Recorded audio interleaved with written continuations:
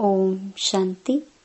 8 अगस्त 2024 बाबा के महावाक्य।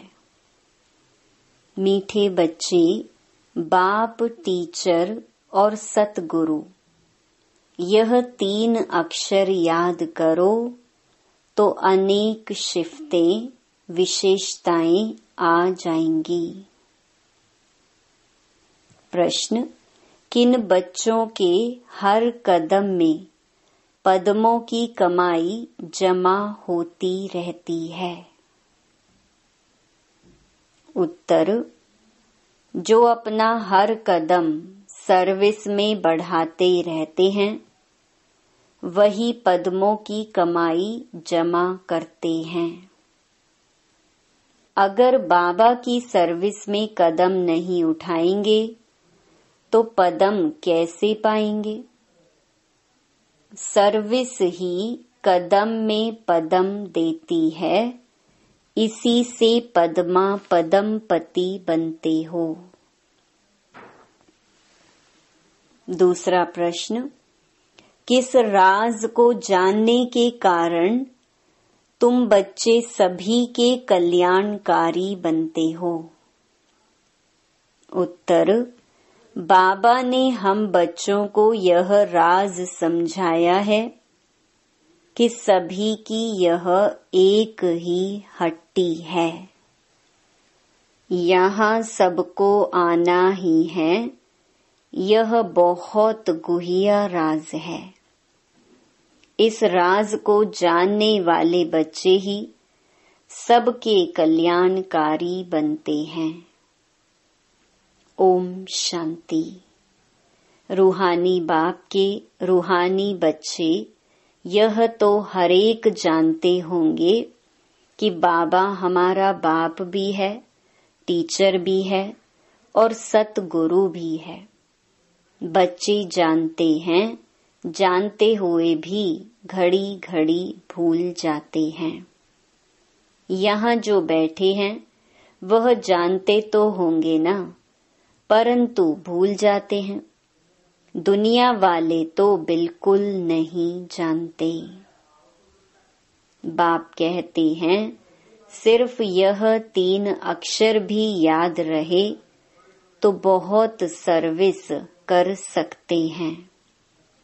प्रदर्शनी अथवा म्यूजियम में तुम्हारे पास बहुत आते हैं। घर में भी मित्र संबंधी आदि बहुत आते हैं। कोई भी आए तो समझाना चाहिए कि जिसको भगवान कहा जाता है वह बाबा भी है, टीचर भी है और सतगुरु भी है।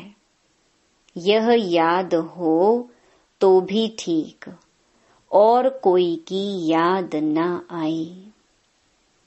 और कोई को तो ऐसे कह न सके, तुम बच्चे जानते हो हमारा बाबा बाप भी है, टीचर भी है, सतगुरु भी है।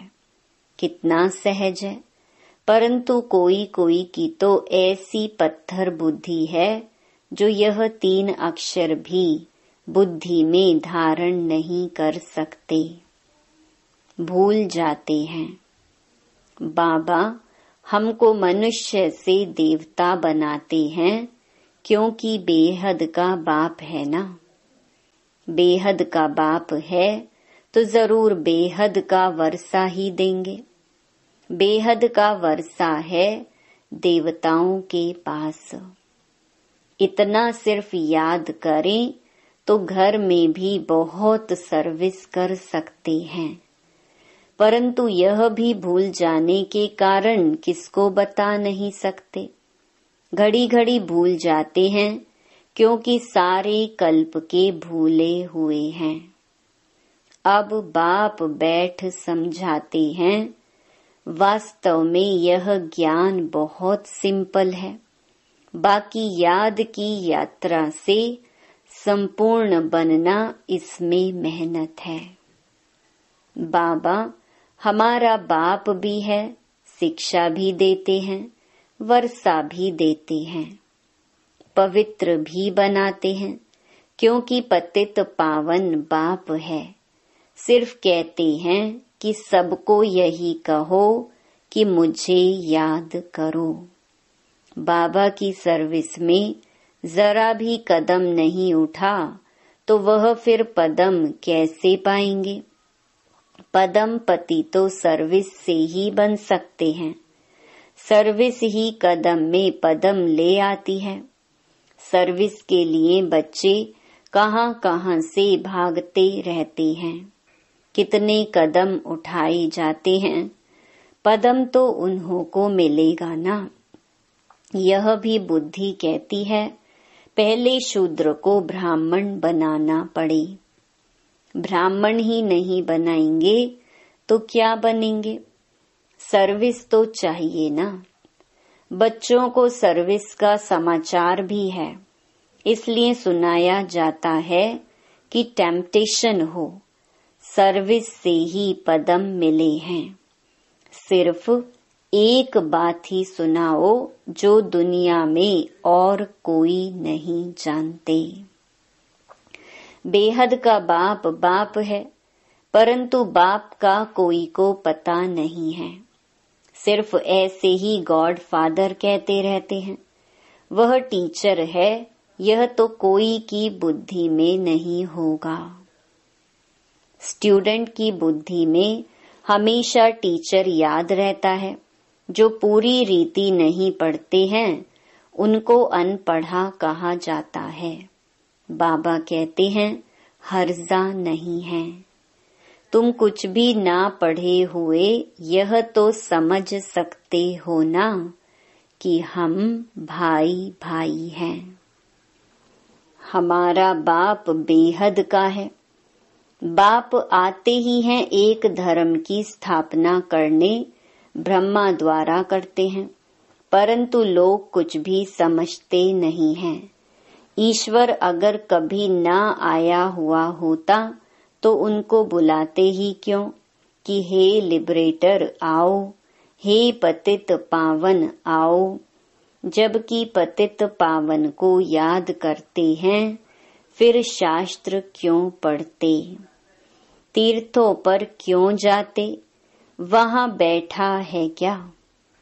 कोई जानते ही नहीं। जबकि पतित पावन ईश्वर है तो गंगा स्नान आदि से कोई पावन हो कैसे सकते? स्वर्ग में कोई जा कैसे सकते? जन्म तो यहाँ ही लेना है। नई दुनिया और पुरानी दुनिया में फर्क तो है ना। इसको सतयुग थोड़े ही कहेंगे, अब तो कलयुग है ना। मनुष्यों की तो बिल्कुल पत्थर बुद्धि है। जहाँ थोड़ा सुख देखते हैं तो स्वर्ग समझ लेते हैं। यह बाप ही समझाते हैं। बाप कोई गाली नहीं देते हैं, बाप शिक्षा भी देते हैं, सबको सद्गति भी देते हैं। भगवान बाप है तो बाप से जरूर कुछ मिलना चाहिए। बाबा अक्षर भी ऐसा है जो उनसे वर्षे की खुशबू जरूर आती है। और भल कितना भी काका मामा आदि हैं, परंतु उनसे वर्षे की खुशबू नहीं आती। अंतर्मुख हो विचार करना है कि बाप ठीक कहते हैं। गुरु के पास कोई जायदाद होती नहीं, वह तो खुद ही घर बार छोड़ते हैं।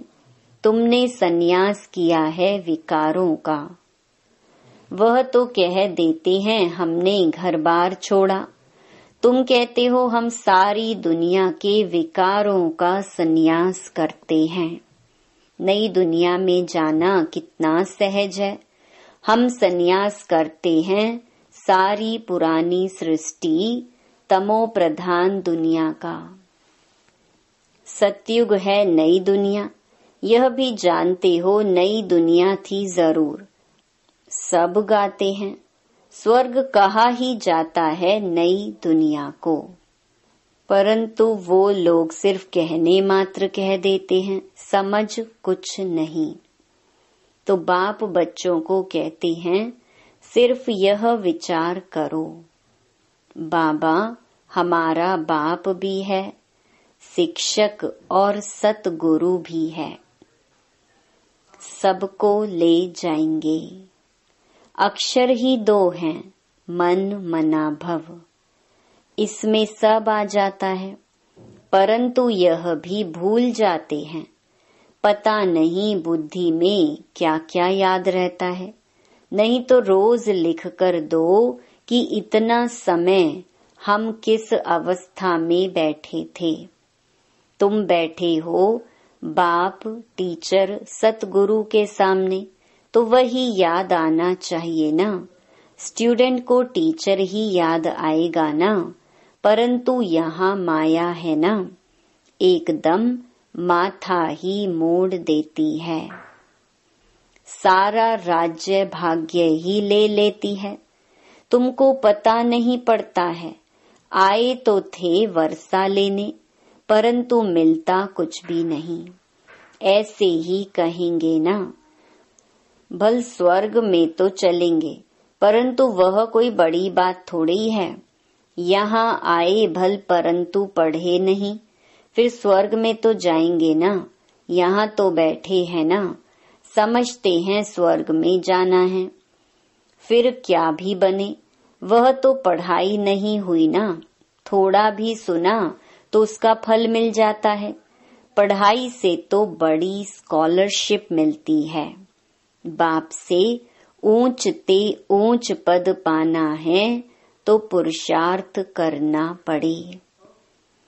पढ़ाई याद होगी तो 84 का चक्कर भी याद आ जाएगा। यहाँ बैठने से सब याद आना चाहिए, परंतु यह भी याद आता नहीं है। अगर याद आए तो किसको सुनाए भी। चित्र तो सबके पास हैं। शिव के चित्र पर तुम कोई को सुनाएंगे तो कभी गुस्सा नहीं करेंगे। बोलो, आओ तो हम आपको बताएं कि यह शिव बेहद का बाप है ना। इनके साथ आपका क्या संबंध है? ऐसे फालतू चित्र तो नहीं होगा। शिव के लिए जरूर कहेंगे यह भगवान है। भगवान तो निराकार ही होता है। उनको बाप कहा जाता है। वह शिक्षा भी देते हैं। तुम्हारी आत्मा शिक्षा लेती है। आत्मा ही सब कुछ करती है। टीचर भी आत्मा बनती है। बाप भी इस रथ पर आकर पढ़ाते हैं। सतयुग की स्थापना करते हैं। वहाँ कलयुग का नाम निशान ही नहीं। मनुष्य कहाँ से आएंगे?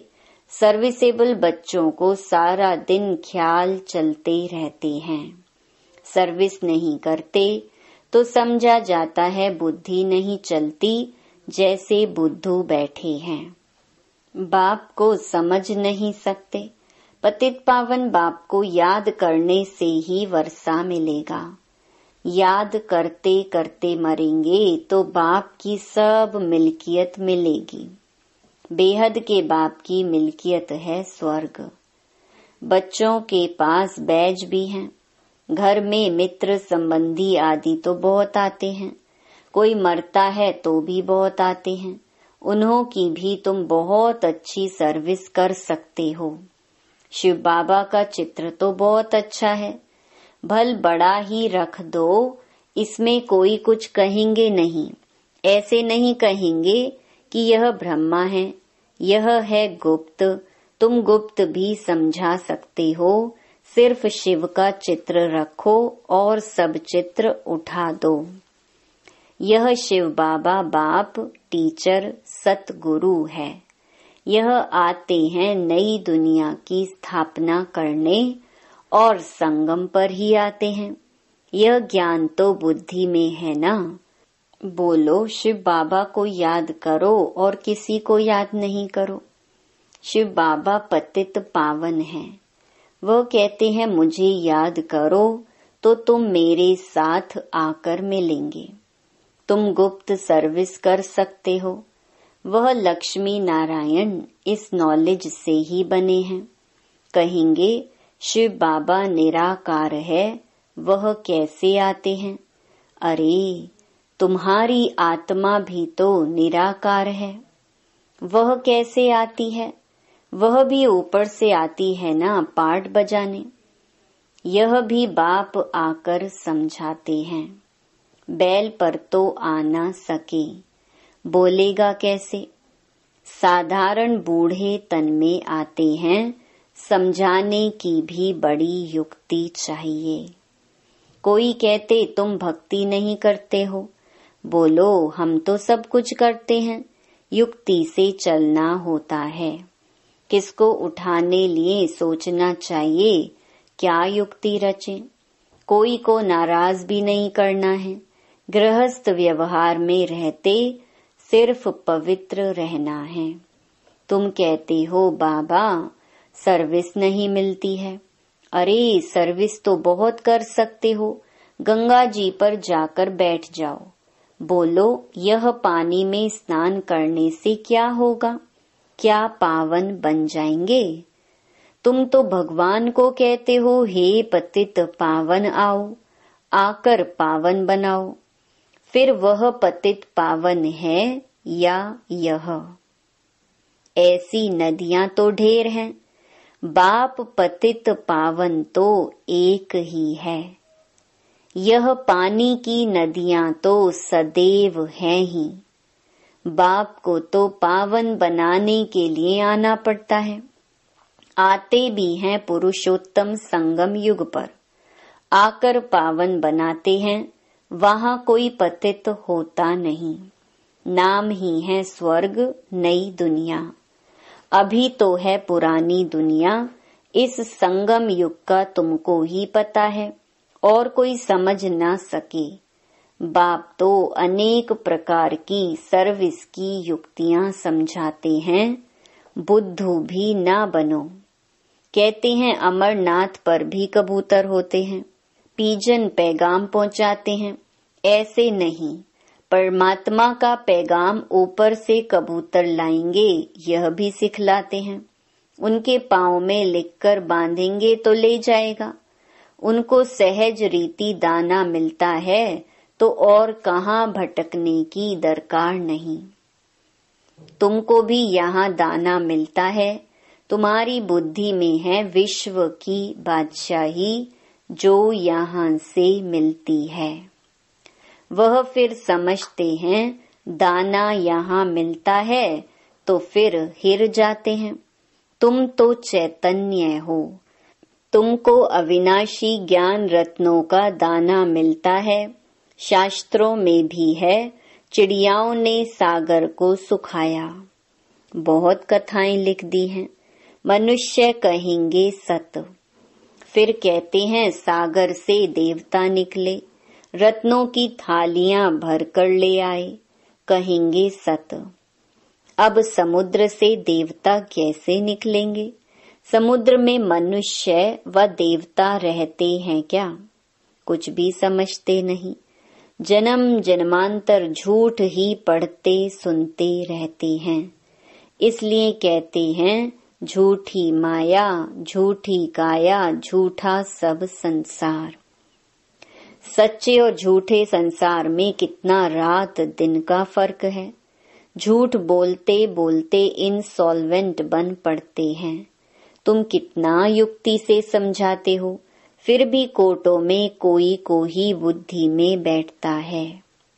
यह है बहुत सहज ज्ञान और सहज योग। बाप टीचर सतगुरु को याद करने से उनकी शिफ्तें भी बुद्धि में आ जाएंगी। अपनी जांच करनी चाहिए। हम सब बाबा को याद करते हैं व और तरफ बुद्धि जाती है। तुम्हारी बुद्धि को अभी समझ मिलती है। कितनी मीठी मीठी बातें बाप समझाते हैं, युक्तियां बताते हैं। तुम कोई को बैठकर समझाएंगे, फिर तुम्हारे दुश्मन भी नहीं बनेंगे। शिव बाबा ही तुम्हारा बाप टीचर सतगुरु है। उनको याद करो। समझाने की युक्ति रचनी चाहिए। ब्रह्मा के चित्र पर बहुत पीछे पड़ते हैं, शिव का चित्र देख कभी उड़ाएंगे नहीं। अरे यह तो आत्माओं का बाप है ना, तो बाप को याद करो, इनसे बहुतों को फायदा हो सकता है। इनको याद करने से तुम पतित से पावन बन जाएंगे। वह सबका बाप है, एक बाप के सिवाय कोई की याद नहीं आनी चाहिए। और संग तोड़ एक संग जोड़ना है। यह है किसके कल्याण करने की युक्तियां। बाप को याद ही नहीं कर सकेंगे तो पावन कैसे बनेंगे। घर में भी तुम बहुत सर्विस कर सकते हो, बहुत मित्र संबंधी आदि तुमको मिलेंगे। भिन्न भिन्न युक्तियां रचो, बहुतों का कल्याण कर सकते हो। हट्टी तो एक ही है और कोई हट्टी है नहीं, तो जाएंगे कहाँ। अच्छा, मीठे मीठे सिकिलधे बच्चों प्रति माता पिता बाप दादा का याद प्यार और गुड मॉर्निंग। रूहानी बाप की रूहानी बच्चों को नमस्ते। धारणा के लिए मुख्य सार। पहला, गृहस्थ व्यवहार में बहुत युक्ति से चलना है। कोई को नाराज भी नहीं करना है, पवित्र भी जरूर बनना है। दूसरा, एक बाप से अविनाशी ज्ञान रत्नों का दाना ले, अपनी बुद्धि रूपी झोली भरपूर रखनी है। बुद्धि को भटकाना नहीं है। पैगंबर बन सबको बाप का पैगाम देना है। वरदान, बेहद की वैराग्य वृत्ति द्वारा सर्व लगावों से मुक्त रहने वाले सच्चे राज ऋषि भव। राज ऋषि अर्थात एक तरफ राज्य, दूसरे तरफ ऋषि अर्थात बेहद के वैरागी। अगर कहाँ भी चाहे अपने में, चाहे व्यक्ति में, चाहे वस्तु में, कहाँ भी लगाव है तो राज ऋषि नहीं। जिसका संकल्प मात्र भी थोड़ा लगाव है, उसके दो नाव में पांव हुए, फिर ना यहाँ के रहेंगे ना वहाँ के।